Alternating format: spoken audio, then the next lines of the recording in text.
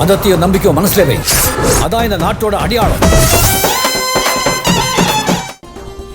எடுத்த உடனே என்ன பேசிட்டு இருக்கா பாரு. பரவாயில்ல மாமா, நான் கிளம்புறேன். இதுக்கு மேல நின்னா எனக்கும் சரியா இருக்கும்னு தோணல. நான் வரேன் புனிதா. வரேன் வல்லவன். மாப்பிள்ள என்ன சண்டைக்காரியாவே நினைக்கிறாரு. பின்ன என்ன, இன்னும் உனக்கு அதுல சந்தேகம் இருக்கா என்ன? நீங்க ஒருத்தர் போதுங்க.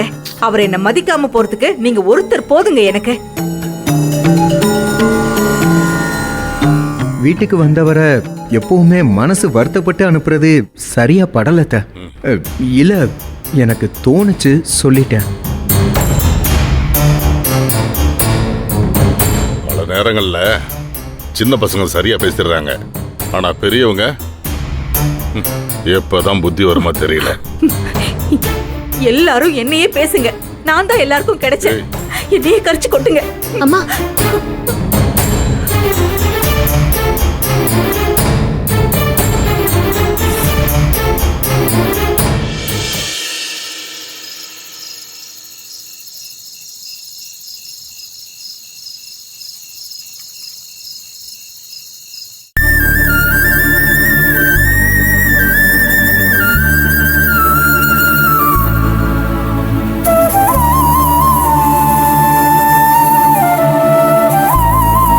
எங்க கூட நீ இருக்க, நீ வந்து உன் தங்கச்சி கிட்ட பேச போறன்னு சொல்ற. பாக்குறேன் என்ன மாற்றம் நடந்துற போதுன்னு நானும் பாக்குறேன். இது இது என் கடமை மாப்பிள்ள. அது சரி, மாப்பிள்ள அப்படி என்ன தப்பா சொல்லிட்டாருன்னு இவ வந்து எதுக்கு இப்படி கோபமா உட்காந்துருக்கா? கல்யாணமான பிள்ளைங்களை பிரிச்சு வைக்கிறது தப்புன்னு மரகத மண்டையில உரைக்கிற மாதிரி வந்து சொல்லு. வா வா. அம்மா,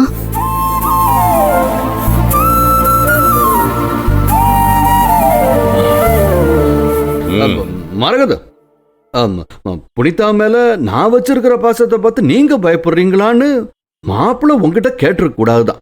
அது அது தப்புதான். ஆனா அவர் சொல்றது உண்மை இல்லைங்கிற பட்சத்துல நீ எதுக்கா இப்படி கோவம் பண்ணும்? அத சொல்லு. நல்லா கேளுனாச்சு. நீ இப்ப கேக்குறத நாளைக்கு சொந்த பந்தா 4 விதமா கேட்கும். எனக்கு அவங்கள பத்தி எல்லாம் கவலை இல்லைங்க. உனக்கு யார பத்தி தான் கவலை? நீங்க எல்லாரும் தான் புனிதா என் கூட இருக்கிறது பிடிக்காம பேசி பேசி எங்களை பிரிக்க பாக்குறீங்க. என்ன கரெக்டா சொல்றா? யாரு நாங்க பிரிச்சு பாக்குறோமா? பின்ன உங்களுக்கும் மாப்பிளைக்கும் புனிதா என் கூட இருக்கிறது பிடிக்கல. அதுக்காக தான் ஏதாவது என் மேல குறை சொல்லாமான்னு பாத்துக்கிட்டே இருக்கீங்க, குறை சொல்லிக்கிட்டே இருக்கீங்க. பாத்தியானாச்சு உன் தங்கச்சி என்ன சொல்றான்னு? இப்ப நான் பேசினாலும் தப்பு, பேசாட்டியும் தப்பு. தெரியாதனமா இந்த ரூமுக்குள்ள வந்து மாட்டிக்கிட்டேனே. மா, யாரு என்ன வேணாலும் சொல்லட்டுமா? நீங்க எங்களை பிரிக்க நினைக்கலன்னு உங்களுக்கு தெரியும்ல. அப்புறம் ஏமா இப்படி கவலைப்பட்டுட்டு இருக்கீங்க? மா, மாமா கூப்பிட்டாருன்னு தான் அங்க போனேன். அங்க போகலன்னாலும் தப்பா போயிடும்லம்மா. உங்களை புரிஞ்சுக்கிட்டவங்கள நீங்களும் அவங்கள புரிஞ்சுக்கலாம்லம்மா. ஆமா மரகதம், புனிதா சொல்றதுதான் சரி. அவ சொல்றதுலயும் உண்மை இருக்குது. இப்போ நம்ம பொண்ணு எவ்வளவு நாள் தான் நம்ம கூடவே இருப்பா? இப்ப யாரு பிடிவாதம் செய்யணும்னு பாக்குறது முக்கியம் இல்ல. யாரு விட்டு கொடுத்தா நம்ம பொண்ணு சந்தோஷமா இருப்பா, அத நாம யோசிக்கணும். அதுதான் முக்கியம். அதனால நம்ம பொண்ணு அவளை எந்த வீட்டுல கட்டி கொடுத்தோமோ அந்த வீட்டுக்கே அனுப்பி வைக்கிறதா, அதான் மாப்பிள்ள கூடவே அனுப்பி வைக்கிறது தான் நல்லதுன்னு சொல்றேன். இல்லன்னு வை, நம்மளை சுத்தி நடக்கிற சின்ன சின்ன விஷயத்த கூட நீ கையில பூத கண்ணாடி எடுத்துக்கிட்டு பார்க்க ஆரம்பிச்சிருவ. அப்புறம் அது உனக்கு நல்லதில்ல, புனிதாவுக்கு நல்லதில்ல. கேட்டல்ல, நாங்க சொன்னாதான் உனக்கு தப்பா தெரியுது. உன் கூட பிறந்தவன் அவனி கெட்டு போறதுக்காக சொல்லுவானா? யோசி மரகதம். நான் எதுக்கு சொல்றேன்னு எனக்கு மட்டும்தானே தெரியும்.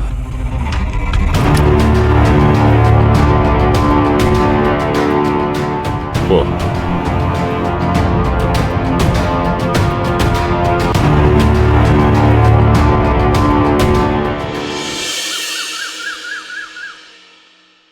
அக்கா, அத்தைய பாத்தீங்களா? அம்மாவா?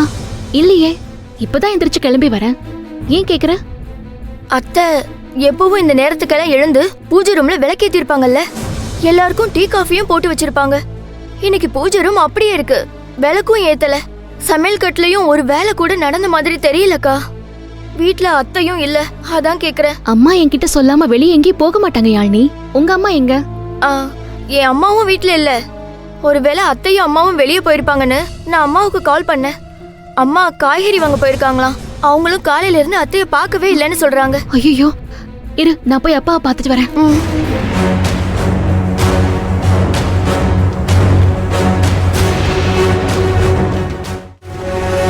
அப்பா. புனிதா, புனிதாமா மரகதம் பத்தி தெரியுமா? ஐயோ ஆமா மாமா, இப்பதான் யாழ்னி சொன்னா. அப்பா, அம்மா எங்க போறேன்னு உங்ககிட்ட கூட சொல்லலையாப்பா? இல்லம்மா, இப்ப யாழினி சொல்லிதான் அவ வீட்டுல இல்லைன்னு தெரியும். நைட்டெல்லாம் மரகதம் தூங்கவே இல்லை, ஒரே யோசனையிலேயே உட்கார்ந்திருந்தா. தூங்குன்னு சொன்னதுக்கு என்கிட்ட பேசவே இல்லம்மா. நானும் சரி காலையில சரியாயிடும்னு தூங்கிட்டேன். ச்சே, நான் ஒரு மடையா, சரியான மடையா. நேத்துக்கே நான் மரகதம் முகத்தை கவனிச்சேன். ரொம்ப அப்படியே வாடி போயிருந்தது, ஒரு மாதிரி உடைஞ்சு போன மாதிரி இருந்தா. சரி சரியாயிரும், ஒன்னும் ஆபத்தா இருக்காதுன்னு நினைச்சு விட்டுட்டேன்.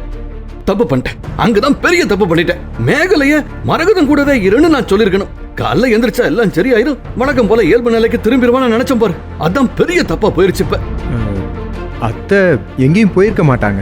எல்லாரும் வீணா வருத்தப்படுறீங்க. பா, நீ சொல்ல சொல்ல புனிதா பயப்படுறா பாருப்பா. நீ கொஞ்சம் பேசாம இரு. ஆமா மாமா, எனக்கு பயமா இருக்கு. அம்மா என்கிட்ட சொல்லாம இது வரைக்கும் எங்கேயுமே போனதில்ல. போனை கூட எடுத்துட்டு போகல, வீட்லயே வச்சுட்டு போயிருக்காங்க. ஒருவேளை தெய்வான வீட்டுக்கு போயிருப்பாங்களோ? அங்க போறதா இருந்தா ஏன் இவ்ளோ காலையில போனோம்? என்கிட்ட சொல்லாமலாம் போக மாட்டாங்க. அதுவும் நேத்து சரிதான். கபிலன் அண்ணா வீட்டுக்கு வந்தது, அப்பா மாமா நீங்க எல்லாரும் அத்தை கிட்ட பேசினது, இதெல்லாம் தான் அத்தை வீட்டை விட்டு வெளியே போக காரணமா இருக்குமோ? என்ன மணி, இதெல்லாம் கூட புரியாத சின்ன குழந்தையா புனிதா. அவளுக்கு தெரியும், பாவம் அவளே அம்மாவை காணும் தவிப்புல இருக்க. அவகிட்ட போய் நடந்தது எல்லாத்தையுமே பேசிட்டு இருந்தா.